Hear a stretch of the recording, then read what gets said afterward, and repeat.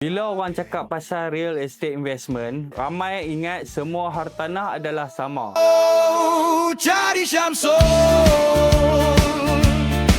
Sebenarnya, ada 4 jenis utama real estate investment. Kalau anda tahu perbezaannya, lebih mudah nak pilih pelaburan yang sesuai dengan matlamat anda. Type number 1, residential property. Ini adalah jenis yang paling popular. Contohnya, rumah teres, apartmen, kondominium, semidi dan banglo. Biasanya, pelabur membeli untuk rental income ataupun tunggu capital appreciation sebelum dijual. Kalau anda baru nak bermula, ini selalunya menjadi pilihan pertama. Type number 2, commercial property. Ini termasuk pejabat, kedai, retail lot dan office suite.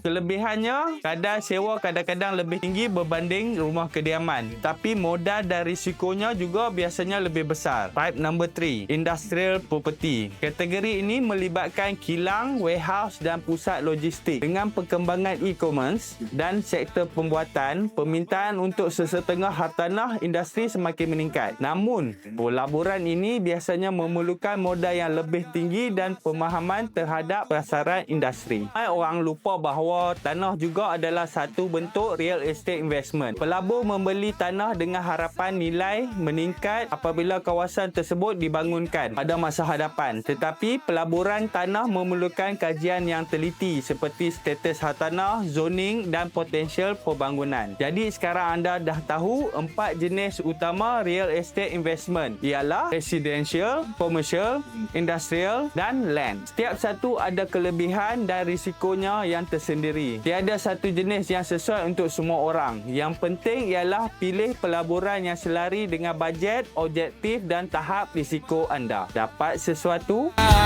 Disewakan